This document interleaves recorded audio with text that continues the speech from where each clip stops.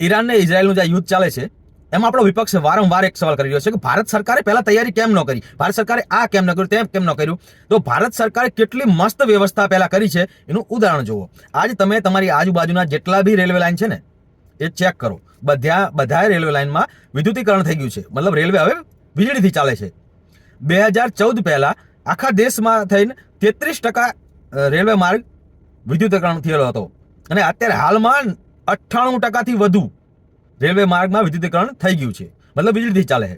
2014 પહેલા આપણે રેલવેમાં રોજનું 70 થી 80 લાખ લીટર રોજનું ડીઝલ જોતું હતું અને અત્યારે વીજળી ઉપર ચાલે છે. વિચારો આ કેવડી મોટી બચત થઈ છે. અત્યારે હાલમાં આ પરિસ્થિતિમાં જો એ ચાલતું હોત અત્યારે પણ તો આપણે સૌથી મોટી જરૂર ત્યાં હોત. વિચારો, એટલે આપણી જે મોટી સૌથી જરૂર હતી ને એ ઘટી ગઈ છે. અને એ હોત તો પહેલા સૌથી પહેલા આપણે કોઈ બી વસ્તુમાં જાણે અછત થાય તો પહેલા કાપ સૌથી મોટા ખર્ચમાં કરીએ, તો સૌથી પહેલો કાપ ત્યાં મૂકવો પડે. અહીંયા કાપ મૂકત, રેલવે ખોરવાઈ જાત અને પછી રૂટ ખોરવાત, રેલવે કેટલી બંધ કરવી પડત, ત્યારે શું થાત? સૌથી વધુ પબ્લિક હેરાન થાત અને ચારો તરફ અફરાતફરી મચી જાત.